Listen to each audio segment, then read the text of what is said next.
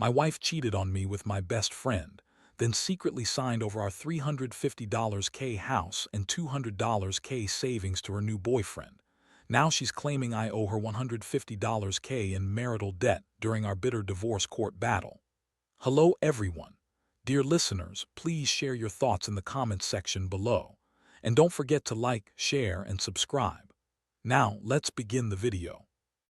Using a throwaway for obvious reasons, with certain specifics modified to preserve anonymity. I never thought I'd be the guy writing about how my wife, Lisa, cheated on me with my best friend, Ryan. Honestly, I thought I had a solid marriage, or at least I wanted to believe that. We'd been together for over a decade, and I'd always trusted her, stupid as that sounds now. But then, out of nowhere, everything started unraveling. It all kicked off with small things, little lies, weird texts, late nights she'd claim were work dinners. I brushed it off at first, telling myself I was paranoid or maybe just overthinking. But the signs kept piling up and I couldn't ignore them anymore. It started with her phone. Lisa had always been pretty private, but suddenly, she was locking it more often, keeping it on silent and hiding it from me. She'd take calls in the bathroom or go outside to text. She'd get defensive if I asked about her day or who she was texting. It was subtle, but enough to make me suspicious. Then there was the way she started dressing differently, more provocative, more flirtatious. She'd wear tight dresses, high heels, and act more touchy-feely in public. I thought maybe she was just trying to spice things up, but deep down I knew it was more than that. One night I decided to follow her after she said she was going out with her sister. She had told me she'd be at a brunch with her family, but I had a gut feeling. I followed her to a fancy downtown hotel. She went inside and I parked across the street, watching her walk in with a guy I didn't recognize. She kissed him on the cheek and went into the hotel with him. My stomach dropped. I couldn't believe what I was seeing. My wife, Lisa, cheating on me with my best friend, Ryan. It was like a punch to the gut, an instant realization that everything I believed about my marriage was a lie. I stayed in my car, frozen, trying to process what I just saw. My mind was racing. How long had this been going on? How could Lisa do this? And Ryan, my best friend, how could he betray me like that? I felt a mix of anger, betrayal, and heartbreak all at once. I wanted to storm in there, confront them both, but I knew that wouldn't solve anything. Instead, I drove home that night feeling numb, trying to hold it together while my world was crumbling. The next day, I started noticing more signs. Lisa was colder, more distant. She'd avoid eye contact and lie about her whereabouts. I found a lipstick stain on her collar that wasn't mine. I caught her deleting texts on her phone, and her excuse was always that she was talking to her sister. But I knew better.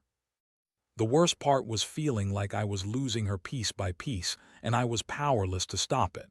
I had no proof at first, just gut feelings and intuition, but the pieces kept fitting together. I knew I had to find out the truth. Once and for all. That's when I started digging into her phone, her bank accounts, and her social media. I wanted to know everything. I felt sick, but I needed to be sure. I didn't want to go into this blind. I needed to be ready for whatever was coming. Little did I know I was about to uncover a web of lies that would change everything.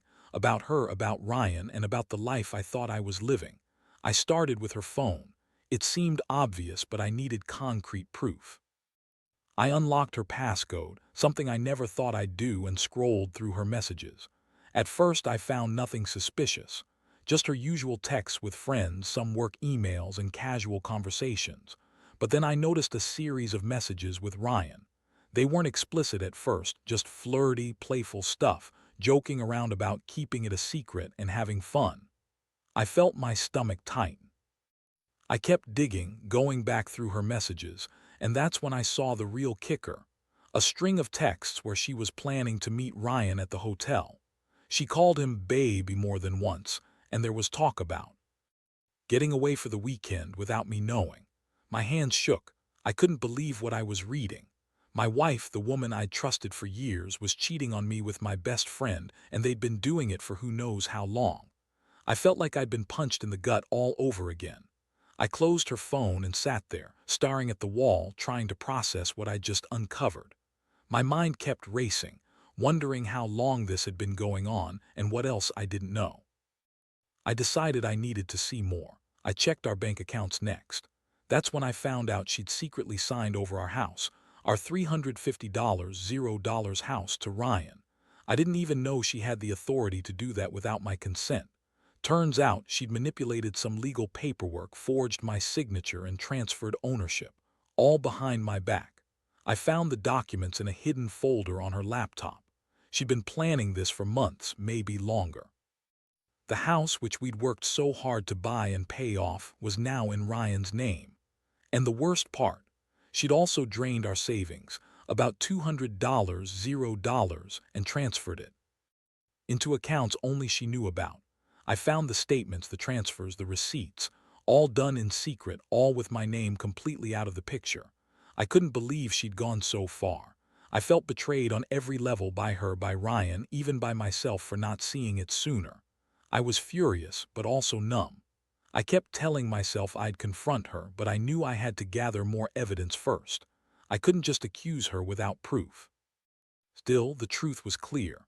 My wife had been lying and cheating on me for who knows how long, and she'd stolen from us to start a new life with Ryan. That's when I realized that this wasn't just about infidelity anymore. It was about betrayal on a scale I'd never imagined. I had to decide what to do next, but I already knew my marriage was over. The damage was done, and I was left to pick up the pieces of a life I thought I understood. I couldn't believe how quickly everything had fallen apart. Just the week before, I thought we were happy. Now I was staring at a future that felt unrecognizable. The trust was gone, replaced by anger and a sense of helplessness. I knew I had to act fast before she managed to cover her tracks even more, but I also knew this was only the beginning. There was a lot more to uncover, and a lot more pain to come. After I sifted through the bank statements, the real shock hit me hard. I realized she had also been secretly signing legal documents to transfer our house and savings into her new boyfriend's name. I knew I had to confront her, but I also knew I couldn't do it without a plan. I needed to understand exactly how much she'd taken, how she'd managed to pull it off, and what her next move might be. I spent the next couple of days digging into the legal paperwork she'd forged, talking to a lawyer secretly, and trying to piece together the timeline. When I finally confronted her, it was late one evening.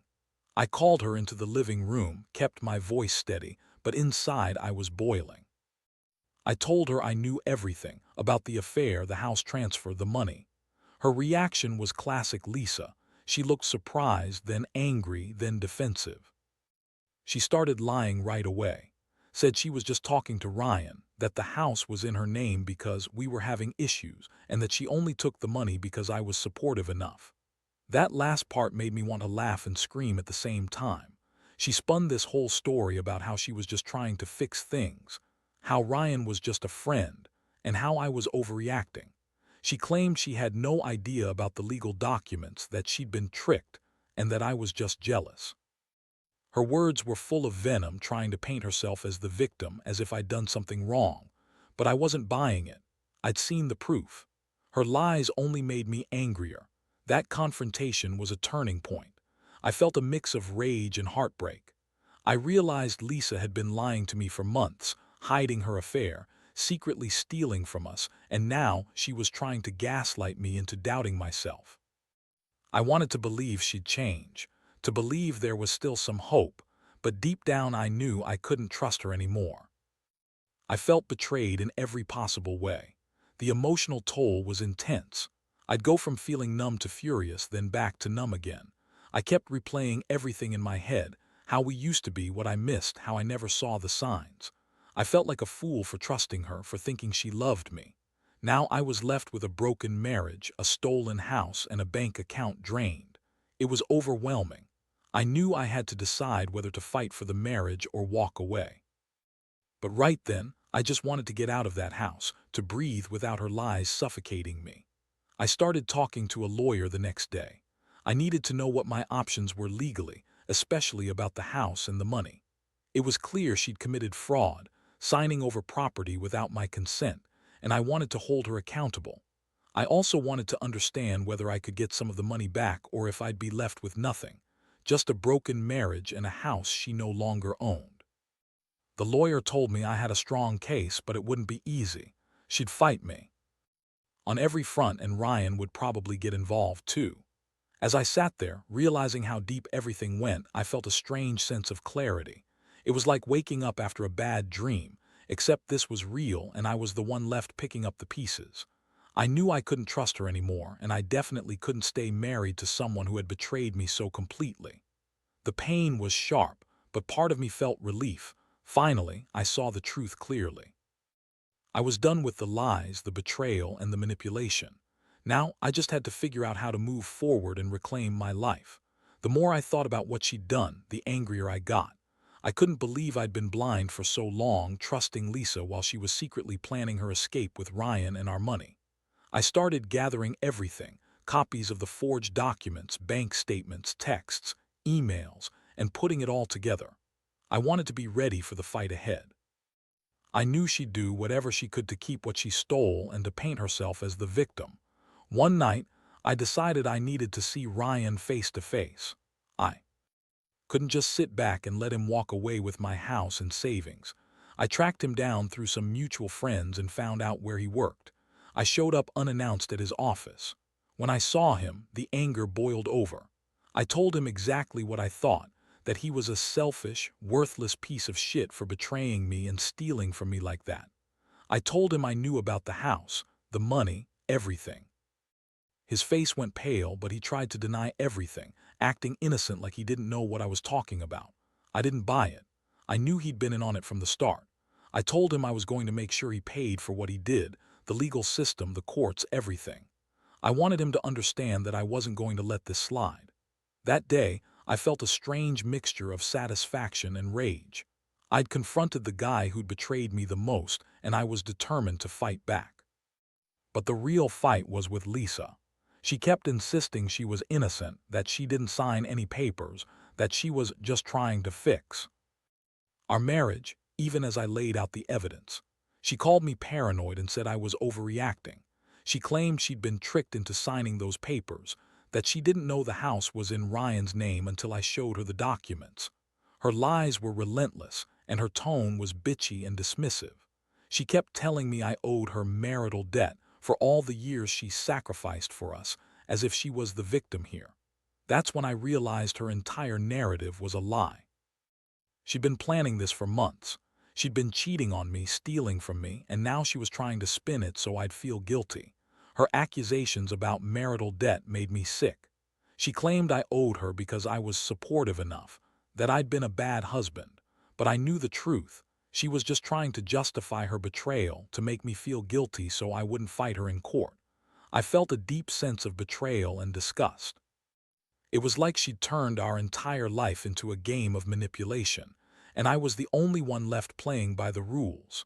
I realized I couldn't trust her anymore, not as a wife, not as a person. She was a liar, a thief, and a manipulator. I started to think about how I'd rebuild my life, how I'd get out of this mess. I knew I had to be strategic, to use every legal resource I had. I also knew I needed emotional strength, because the pain was still there, raw and fresh.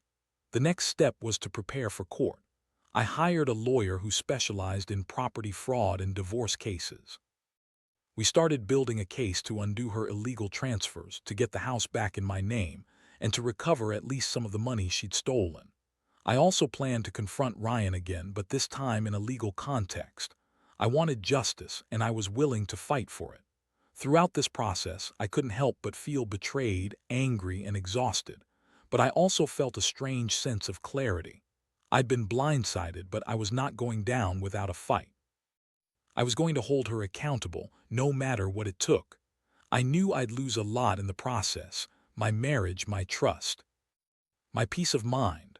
But I was determined to reclaim what was mine and to make her pay for what she'd done. The betrayal cut deep, but I wasn't going to let her or Ryan win. Not without a fight. As the legal process kicked into gear, I felt a strange mix of relief and dread. I knew I was finally taking steps to fight back, but I also knew it wasn't going to be easy. Lisa kept trying to spin her version of reality, insisting she was the victim, that I owed her for the years she sacrificed, and that her cheating was just a mistake she regretted. She'd call me, yell, cry, and accuse me of being paranoid.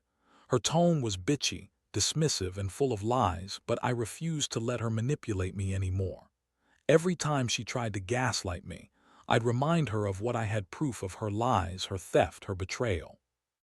One night she snapped at me during one of her tantrums, claiming I was just jealous of Ryan and that I was losing my mind. She called me insecure, paranoid, and told me I was delusional for thinking she'd do something so horrible. That was the moment I realized how deep her lies ran. She was trying to make me doubt myself, trying to make me feel guilty for uncovering the truth. But I knew better. I knew she'd betrayed me on every level, and I had to stay strong. I also started to confront her about the money she'd stolen. I demanded she give me access to the accounts she'd hidden, and she refused. That's when I decided to get a court order to freeze any accounts she had control over. I wasn't going to let her keep the money or the house without a fight. I contacted forensic accountants, lawyers, and even private investigators to help me trace everything she'd done. I wanted to make sure I had every piece of evidence I needed to win this war. Meanwhile, Lisa's behavior grew more erratic. She'd lash out, accuse me of ruining her life, and insist she was the victim. She claimed I was just trying to control her, that I was jealous of Ryan, and that I was overreacting. Her words stung, but I refused to be manipulated anymore. I knew her game. She wanted me to feel guilty, to back down, to let her keep what she'd stolen. But I was done playing her game. The emotional toll was enormous. I felt betrayed, humiliated, and exhausted. I'd loved her, trusted her, and now I was standing in court fighting to get my life back. Every day I wondered how she could be so cold, so calculating, so ruthless. But I also felt a strange sense of resolve. I was going to see this through. I was going to make her own her lies, her theft, and her betrayal. I was going to get justice, even if it meant losing everything else. Looking back, I realize I learned a lot from this nightmare. Trust is fragile, and betrayal cuts deeper than I ever imagined. But I also learned that sometimes you have to fight for what's right, even when it feels like the world is against you. I've come to accept that I can't change what she did, but I can control how I respond. I'm determined to rebuild my life, to get my house back, and to leave her behind, better, stronger, and wiser. And if there's one thing I want anyone reading this to take away, it's this: don't ignore the signs. When someone shows you who they really are, believe them. Because once they betray you, it's almost impossible to trust again. The court dates came and went faster than I expected, but each one was a brutal reminder of how deeply I'd been betrayed.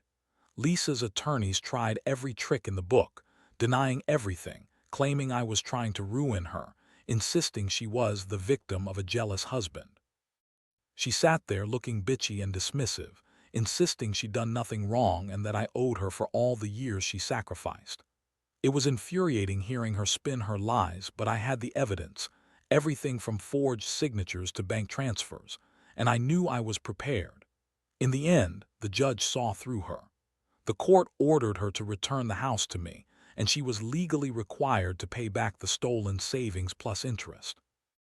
It wasn't the full amount, she'd already hidden a lot, but it was enough to make her furious. She screamed and yelled, calling me a greedy, paranoid bastard, but I didn't care. Justice was finally being served, and I felt a strange sense of relief. The most surreal part was seeing her try to manipulate the courtroom, trying to turn everyone against me.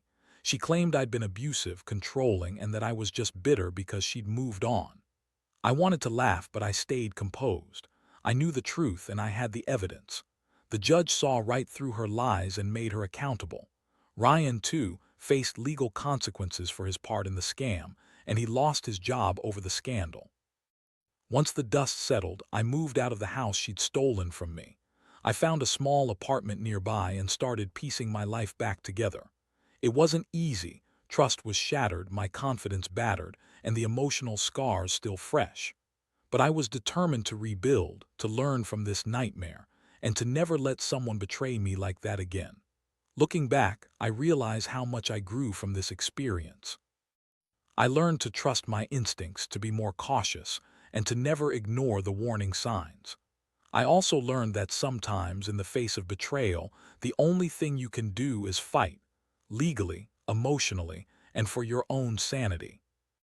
I'd lost a lot, my wife, my savings, my sense of security, but I gained something even more valuable, clarity and resilience. Now I focus on moving forward, rebuilding my life from the ground up. I've started saving again, working on my mental health and reconnecting with friends and family. I don't know what the future holds, but I do know one thing. I'm stronger because of what I went through. And if I could give one piece of advice to anyone in a similar situation, it's this. Trust your gut, keep your eyes open, and never let anyone steal your peace. Because no matter how dark things get, there's always a way out, and there's always a chance to start over.